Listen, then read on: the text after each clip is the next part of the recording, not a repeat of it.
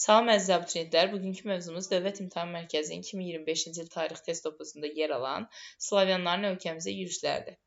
Deməli, birinci sualda deyir, 9-11-ci əsrlərdə Azərbaycanda divani adlanırdı. Ayrı-ayrı feodallara məxsus irsi torpaqlar mülk idi, ona görə A-nı atıram. Ayrı-ayrı hökmdarlar və sülalələrin ixtiyarında olan torpaqlar xalisə idi, B-ni atıram. Xidmət müqabilində verilən torpaqlar iqta idi, C-ni atıram. Gəliri birbaşa xəzinəyə daxil olan dövlət torpağı divan idi, elə hər ikisi D hərfi ilə başlayır. Y-də də xərac toplamaq üçün verilən icarə kağızı qəbalədir, Y-ni atıram. 9-11-ci əsrlərdə Azərbaycanda kəndlər başlıca olaraq bölünür uluzlara və azadlara. B düzgün variantdır. Slavyanlar 944-də yürüş zamanı Bərdə Salarilər dövlətinin tərkibində idi, çünki Salarilər 941-981-də mövcud olub. 1032-1033-cü illərdə Slavyanların Şirvana yürüşünün nəticəsi deyir, Slavyanlar Xəzərlər tərəfindən darmadağın edildi. Bu 914-cü ildədir, A-nı atıram. Arranın baş əri Bərdənin ələ keçirilməsi 944-dür, B-ni atıram. Xəzər sahilindəki Abaskun adası 909-dadır, C-ni atıram. Qalib gələn Slavyanlar Sarı adasını tutdular. Sarı adası məsələsi 910-cu ildədir, D-ni də atıram. Xalq yad illəri Azərbaycandan qovdu. Bu 1032-1033-cü ildədir.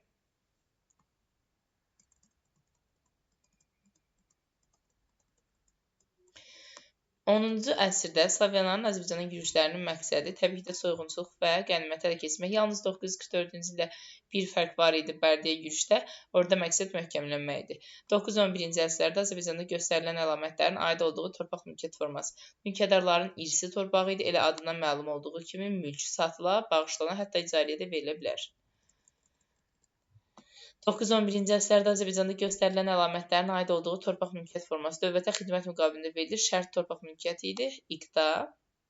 9-11-ci əsrlərdə Azərbaycanda torpaqdan istifadə müqabilində alınan vergi üşür 1/10 vergisi.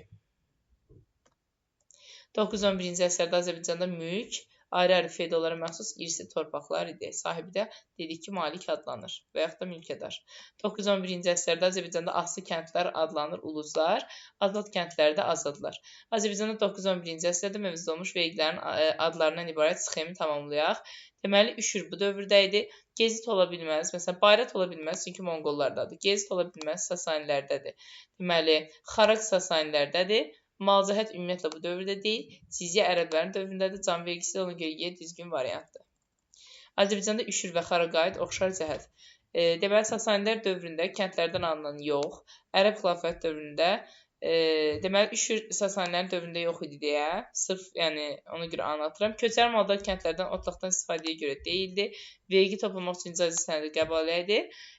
Ərəb xilafət dövründə ola bilməz, çünki o üşürə aiddir, xaraqa aiddir, xaraq Sasanilərdədir. Torpaqdan istifadə əvəzinə alınan məhsul vergisi isə hər ikisi, yəni Y düzgün variantdır.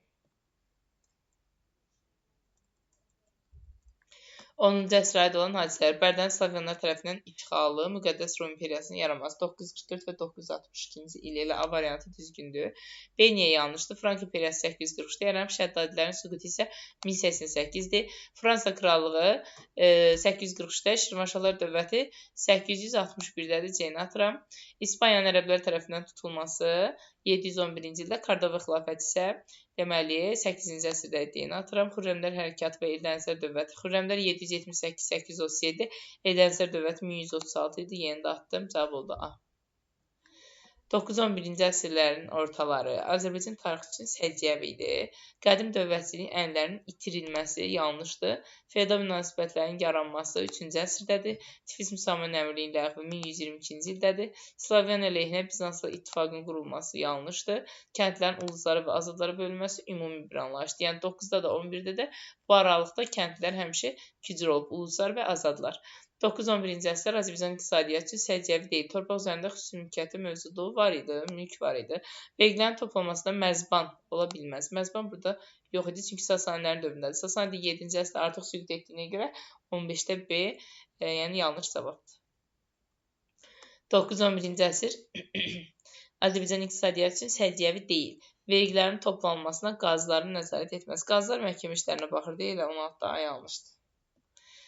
Digərləri isə doğrudur. Deməli, 9-11-ci əsrdə Azərbaycan tarixi üçün xarakterlidir. Erkən feodal münasibətlərin yaranması 5-11-ci əsrləri əhatə edir. Yəni, Azərbaycanda 3-11-ci əsrlərdə, Avropada 5-11-dir. Bu Azərbaycan tarixini soruşur. Feodal münasibətlərin yaranması 3-dür deyə A-nı atdım. Xostak torpaq mülkiyyət formasının yaranması Sasanilərin dövründə, yəni 3-cü əsrdə olar. 3 deməyək, daha doğrusu 531-579-da Xosrov Mənşiravanla deyək. Əsasən Sasanilərin sadəcə yaranmağı 3-cü əsrdir. Müsəlman olmayan əhalinin zam vergisi olan cizyə ödəməsi bu düzgün deyil. Ərəblərin vaxtından başlayır, bu dövrlərdə də davam edir. Mülk torpağının xidmət müqabilində hərbçilərə verilməsi, xeyir xidmət müqabilində olan iqtidaydır. Əhalidən gezit vergisinin toplanması, can vergisi Sasanidə idi. Cizyə desəydi düzgün götürə bilərdik. 9-11-ci əsr Azərbaycan tarixi üçün xarakterikdir. Müstəqil dövlətlərin yaranması ilə feodal pərakəndəliyə son qoyulması. Bu yanlışdır.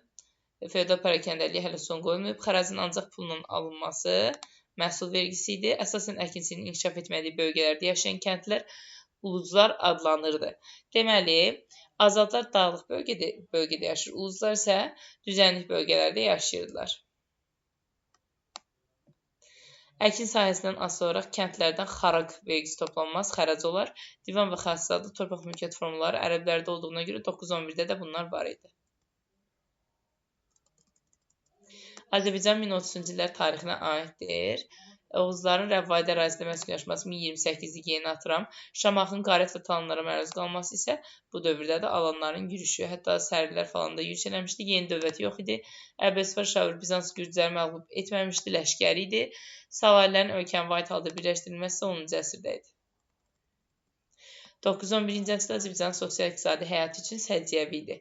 İstifadəsi torpaqlar hesabına xostak yaranması 6-cı əsrdə idik. Yerli feodalların himayəsində olan dövlət torpaqlarının yaranması, dövlət torpaqları dövlətin ixtiyarındaydı, təbii ki, B-ni atıram. Kəndlərin başsızlıca olaraq uluzlara və azadlara bölünməsi, bu ilə ərəblərin də dövründə 9-11-də də var idi. 10-cu əsrdə Azərbaycanın sosial-iqtisadi həyatında baş verib feodal münasibətlərin meydana gəlməsi 3-cü əsr. Vergi sistemində qayda qanun yaratmaq üçün qanunnamə Mərzban bin Məhəmməd idi. Mərzban bin Məhəmməd ona görə bu dövrü götürür, çünki 941-957-də hakimiyyətdə olmuşdur. Slavyanların Azərbaycana yürüşü 10-cu əsr və 11-ci əsr. Slavyan donanmasının 1-ci Axistan tərəfindən məğlub edilməsi 1-ci Axistan 12-ci əsrdə hakimiyyətdə olmuşdu deyə A variantını atıram. Dəbil şəhərinin Slavyanlar tərəfindən ələ keçirilməsi. Deməli, Dəbilin Slavyanlar tərəfindən ələ keçirilməsi deyilən bir şey yox idi. Savarilərlə mübarizə aparılması isə 944-cü ildə deyə, deməli, 1-ə C-ni götürə bilərəm. Xilafət qoşunlarının məğlub edilməsi, Slavyanların yürüşü nəticəsində xilafət qoşunlarının deməli, məğlub edilməsi belə bir şey yox idi. Dərbənd hakimi tərəfindən məğlub edilmələri bu var idi, 30-cu illərdə idi. Beyləqanın qarət olması da 1030-dadır. Ona görə cavab olur 1C, 2BC. Yəni 22-də düzgün cavabımız oldu, Y variantı. Azərbaycanın 9-11-ci əsr tarixi üçün səciyyəvi deyil. İtirilmiş dövlətçilik bərpa olunur və müstəqil feodal dövlətlər yaranır. Bunu bildik, atırıq. Xəzər sahili torpaqları Slavyanlar yürüş edir. Bəli, deməli 10-cu əsrdən bunların yürüşləri daha da genişlənir. 9-cu əsrin sonuna isə yürüşlər başlamışdı. İlk dəfə ölkənin Xəzər dənizindən deməli Slavyanların demişdik hücumdan məruz qalması, hə bu ilk idi. Amma ilk dəfə ölkənin Xəzərlərin, yəni Xəzər tayfalarının yürüşlərinə məruz qalması məsələsi yanlışdır. Çünki 7-ci əsrdə Azərbaycana yürüşlər etmişdilər. Ona görə C düzgün variantdır. Çox saylı Oğuz tayfalarının ölkə ərazisində məskunlaşması isə Rəvvadi Vəfsüdan və Şəddadilərin dövründə olmuşdu. Yəni 11-ci əsrdə 23-də ona görə cavab C variantı. Azərbaycan 9-11-ci əsrlər tarixi üçün səciyyəvi deyil. Dərbənd səddi və şəhər qala divarlarının bərpa olunması aiddir Yusif ibn Əbsazın dövründə və Şirvanşahların dövründə. Yerli hökmdarların adına pul kəsdirdi. Bəli, Yusif ibn Əbsaz da 898-900-də də Məhəmməd ibn Əbsaz öz adına pul kəsdirmişdi. Məsələn, Bizans imperiyası və Gürcü feodallarına qarşı mübarizə 1037-1038 aiddir. Xəzər dənizindən gələn təhlükənin qarşısını almaq üçün donanma yaradılması yanlışdır. Donanma Azərbaycanda ilk dəfə 1919-un yayında Azərbaycan Xalq Cümhuriyyətinin dövründə yaranıb. Ona qədər donanma yox idi. Ticarət gəmisi desəydik düzgün ola bilərdi. Ara müharibələrin baş verməsi, bu da təbii ki də hər dövrdə var idi. 9-10-cu əsrlərdə Azərbaycanda sabitliyin pozulmasına, əhalinin vəziyyətinin ağırlaşmasına səbəb olan amillər. 9-11-də deyir ərəblərin köçürməyə başlaması. Bu yanlışdır, çünki başlamaq elə ərəblər gəldiyi vaxtdandır. Məsələn, deməli, Ərəb-Xəzər müharibələri baş çatana qədər demişdik ki, 9-cu əsrin 1-ci rübünə qədər köçmə siyasət davam edib. Bu amma başlaması deyil deyə. Başlanma məsələsi 7-ci əsrdən. Uzunmüddətli vahid dövlətin olmaması, bu təbii ki, vahid dövlət uzunmüddətli deyildi. Məsələn, Sadi saları yaratdı, amma yenə də uzun müddət davam etmədi. Biri 40 il, digəri də deməli 898-941-ci illərə qədər, yəni 43 il hakimiyyətdə olmuşlar. Daxili çəkişmələri təbii ki, bu da aiddir. Xəzərlərin basqınlarının güclənməsi, belə bir şey yox idi.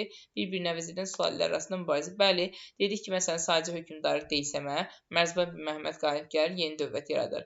Məsələn, İbrahim bin Mərzbana Əbülhücə qalib gəlir, yeni dövlət yaradır. Yəni bunlar arasında belə daxili çəkişmələr olduğuna görə 25-də cavab olur 2, 3 və 5. Azərbaycanın 9-10-cu əsrlər tarixinə aid deyil. Gəliri birbaşa xəzinəyə daxil olan torpaqlar divanidir, aiddir, dövlət torpağıdır. Əhalidən silah bahası vergisinin alınması bu düzgündür. Çünki əhalidən belə bir vergi 9-10-cu əsrdə alınmır, 11-ci əsrdə Səlcuqların dövründə olur. Səlcuq Oğuz türklərinin axınlarının başlanması, Səlcuq Oğuzlarının axınlarının başlaması 11-ci əsrdə deyə 2 də götürürəm. Yanlışdır, yəni. Cəmaət torpaq sahibliyi isə mövcud idi bu dövrdə. Ona görə atıram cavab olur 2 ilə 3. Uluzlara aiddir, asılı kəndlər idi. Azad ola bilməz, çünki o azad kəndli idi adı. Ərəb ağalığı dövründə yaranmışdır. Bəli, Ərəb ağalığı dövründə idi. Əsasən dağlıq bölgədə yox, düzənlik bölgədə olduğuna görə 4-də atıram cavab olur 27, 1-lə 3.